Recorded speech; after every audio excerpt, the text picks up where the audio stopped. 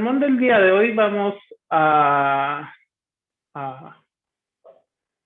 como lo vimos, veremos los primeros tres versículos del capítulo número 6 de Isaías.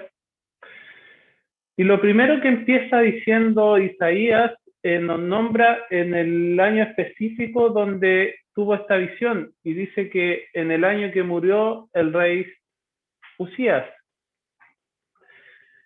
El rey Usías, para darle un poco de contexto, era un gobernante de Jerusalén y gobernó desde muy pequeño. Desde los 16 años estuvo como rey. Se dice que tuvo una gran labor en cuanto a lo militar, en cuanto a lo político. Fue un gran rey. También se dice que gobernó alrededor de 52 años. Era un gran guerrero y su fama lo hizo muy importante porque era altamente poderoso. Como lo dije anteriormente, fue un gran rey. Y las escrituras decían que Dios lo prosperaba. Sabemos que un rey no tiene la capacidad de poder hacer lo que él hizo en su momento sin la ayuda de Dios. Pero a Usías, como a muchos más, su corazón se enalteció y se rebeló contra Jehová. Se sintió tan importante con el poder que Dios le entregó, que así desobedeció los mandatos que nuestro propio Dios le daba. Es así como nuestras escrituras nos cuentan que en algún momento él entró al templo a quemar incienso en el altar del incienso, entendiendo que esta labor la hacían solamente los sacerdotes.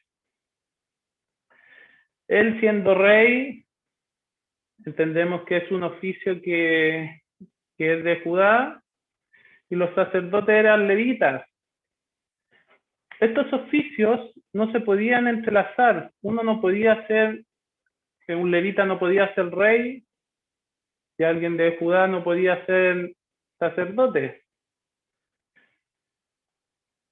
Solamente en la historia ha existido un solo ser que ha sido capaz de entrelazar todos los oficios que Dios entregó, y él fue Jesucristo. Usías, como gobernante de Judá y con toda la importancia o el poder terrenal que tenga, no pudo luchar contra su ego personal. Es así como Dios lo castiga en el templo cuando encendía el incienso, y mientras los sacerdotes lo confrontaban, la Biblia nos dice que él se airó tanto, y en ese preciso momento empieza a brotar la lepra en su cuerpo. Es así como este rey fue leproso hasta el día de su muerte. Isaías, en los primeros versículos, nos dice que tiene una visión de Dios. Y también nos dice que vio al Señor sentado sobre un trono alto y sublime, y sus faldas llenaban el templo. En este primer capítulo vemos el inicio de uno de los profetas más importantes en la historia bíblica. Pero también podemos ver, y lo que nos tenemos que centrar, es en lo majestuoso de su visión en particular. Nos da una idea, o podemos pensar, imaginarnos la grandeza y el poder de nuestro Dios. En el siguiente versículo podemos ver la santidad de Dios. Y nos dice, por encima de él había serafines. Cada uno tenía 6 alas, con 2 cubrían sus rostros, con 2 cubrían sus pies, y con 2 volaban. Los serafines eran seres angélicos, y podemos pensar que eran de gran importancia. Podemos pensar que eran poderosos dentro del rango de los ángeles. ¿Por qué? Porque estaban, la visión que tuvo Isaías nos cuenta que estaban al lado de Dios. Aún así, ellos debían cubrir su rostro por señal de reverencia, porque ni aun ellos, siendo serafines, eran capaces de soportar el resplandor de la gloriosa santidad de Dios. Isaías nos cuenta que también tienen 2 alas y nos dice que cubrían sus pies.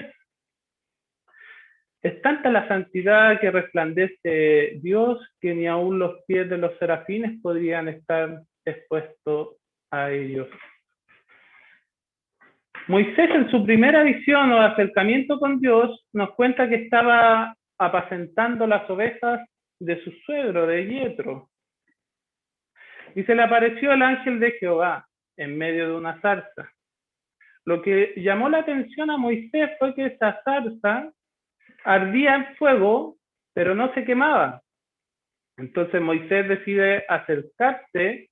En ese momento, en ese preciso momento, es cuando Dios le dice a Moisés que no se acerque, que quite su calzado, porque el lugar en el que estaba Tierra Santa es. Dios no le dice que es una Tierra Santa porque ese terreno en particular estaba santificado, sino que Él le dice que en Tierra Santa está porque está en su presencia. Dios es completamente santo, porque en Él no existe ni aun un asomo de pecado e impureza en su ser. Él es santo en todos sus atributos. Él es santo en todas sus acciones. Él es santo en todos sus decretos. Él es santo en todas y cada una de las obras que hace. Podemos pensar que la santidad es la guinda de la torta de todos sus atributos. También la santidad es un atributo que puede ser traspasado o que puede ser compartido con sus hijos. Él nos llama a ser santo porque yo soy santo. En 1 de Pedro, capítulo 1, desde el versículo 14 al 16, dice: como hijos obedientes, no os conforméis a los deseos que antes teníais, estando en vuestra ignorancia, sino como aquel que nos llamó es santo, sed también vosotros santos en toda nuestra manera de vivir. Porque escrito está: sed santo porque yo soy santo. Nuestro Dios hizo una salvación decretada antes de cualquier cosa. Antes de la fundación del mundo, antes de todo ser, Él ya tenía un plan perfecto para que nosotros, todos sus hijos, sus escogidos, todo el que tuviera fe y creyera, se arrepintiera, pudiera ser santo. Y ese plan en particular es Jesucristo. Él en la cruz del Calvario se cumplió absolutamente todo, porque el único ser perfecto que ha pisado esta tierra pagó lo que tú y yo éramos incapaces de pagar. Sin santidad nadie verá al Señor. Es por esa razón que Dios nos manda a ser santos, porque Él es santo. Entendemos que nuestra capacidad, nuestra humanidad está totalmente caída. Si no es por Jesucristo, nosotros jamás podremos ser santos en su presencia. Si nosotros no luchamos contra el pecado, si nosotros nos gozamos en este mundo perdido, si nosotros nos sentimos cómodos como estamos, si no nos avergonzamos del pecado, lo más probable es que nuestro camino vaya directo y en caída libre a la condenación. En el versículo 3, Isaías nos dice que esos ángeles llamados serafines daban voces diciendo: santo, santo, santo, Jehová de los ejércitos. Toda la gloria, toda la tierra está llena de su gloria. Sproul nos hace una comparación y nos hizo una pregunta y nos dice, ¿qué es más parecido a Dios, a su santidad? ¿Un gusano o un serafín? La respuesta es ni uno de los dos. Porque cuando la escala de comparación es Dios, no hay nada en este mundo ni un ser que se le pueda parecer o acercar.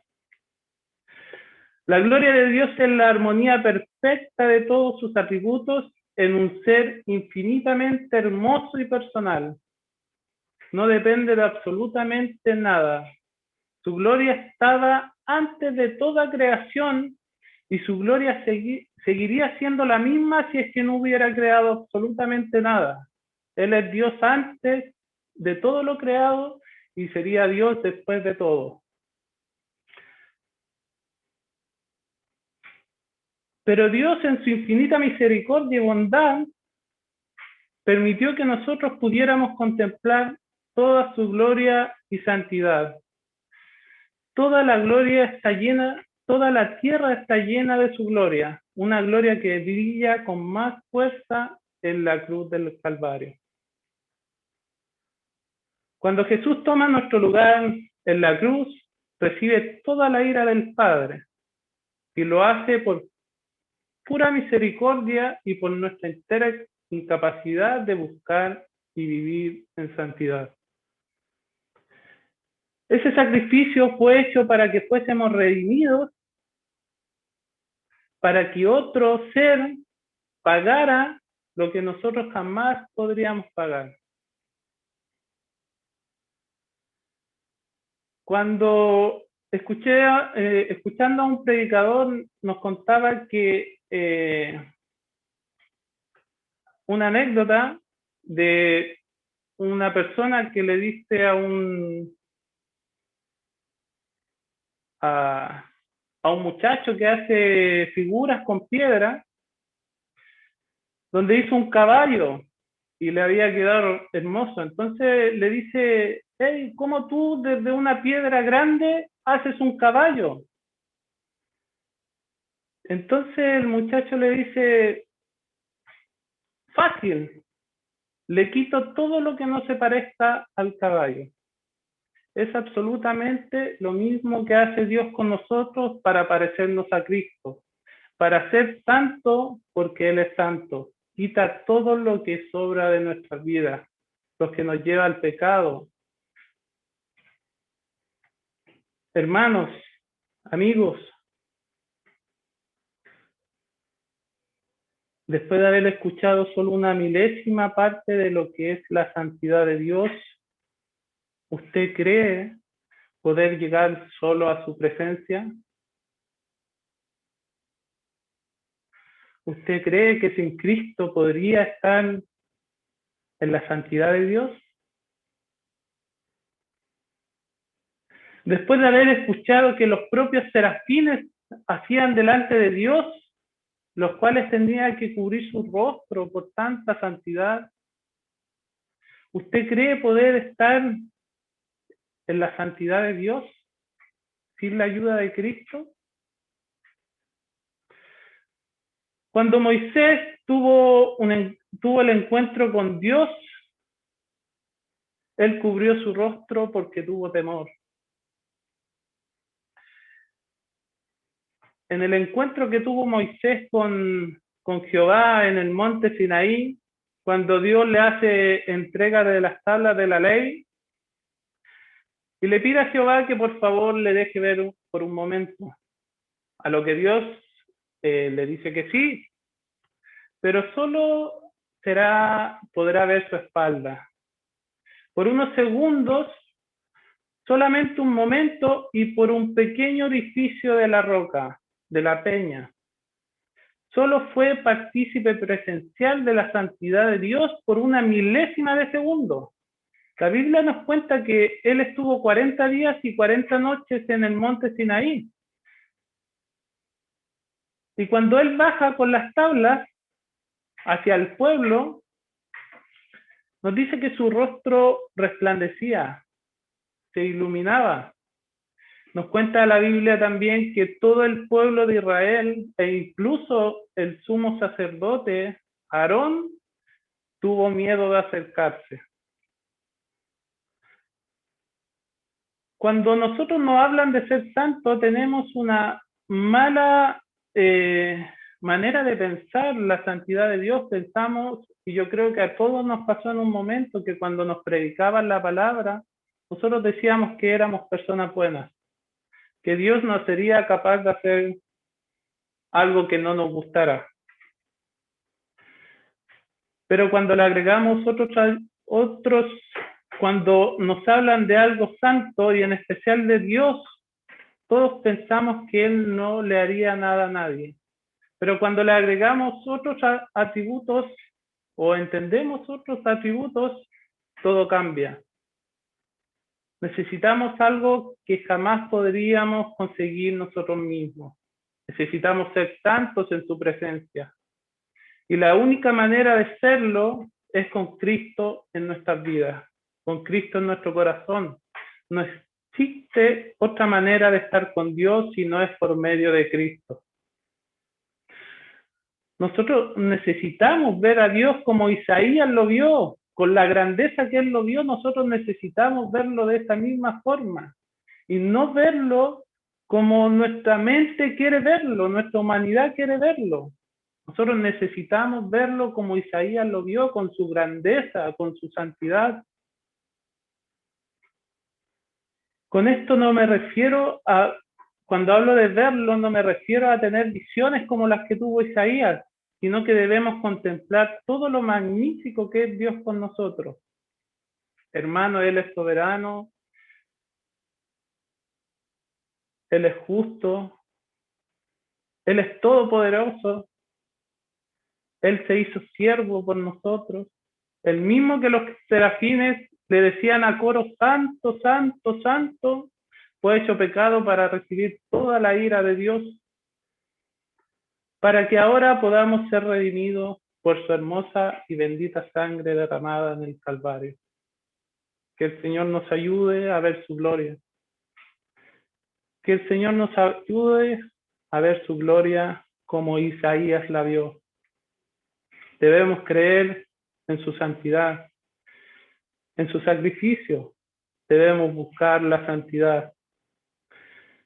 Pero no como nosotros creemos que es, sino que imitando a Cristo en toda nuestra vida. Sabemos y debemos entender que no lo podemos lograr nosotros mismos. Nuestra naturaleza caída es incapaz de ir a los santos.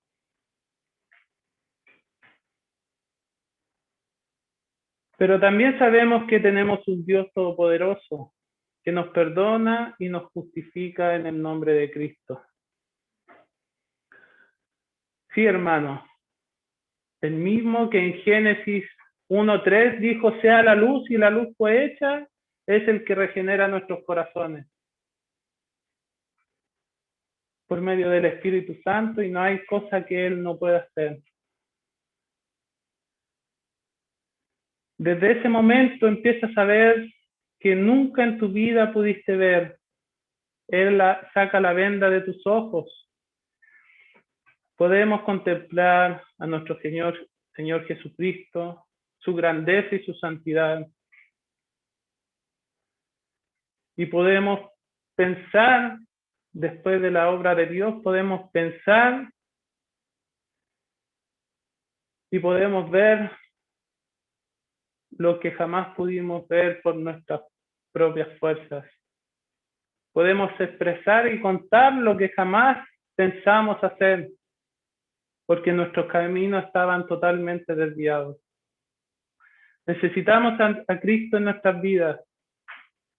Es por eso que hoy les hago un llamado al arrepentimiento y que Cristo nos ayude a quitar la venda de nuestros ojos y nuestra mente, para vivir una vida para Cristo y gozarnos de una eternidad en su presencia, en santidad. Hermanos amados, sed santos porque Cristo es santo. Amén. Vamos a orar para dar finalizado el sermón del día de hoy. Padre amado, agradecemos, Señor, la oportunidad que usted nos da para poder compartir su maravilloso evangelio. Ojalá, Señor, el sermón del día de hoy nos haga entender, aunque sea un poco, Señor, cuán santo es usted, Señor, y cuán sacrificio más perfecto hizo en el nombre de Cristo, para que nosotros fuéramos perdonados y fuéramos redimidos, Señor. Fuera sacada nuestra venda de los ojos y podamos contemplar su hermosa santidad.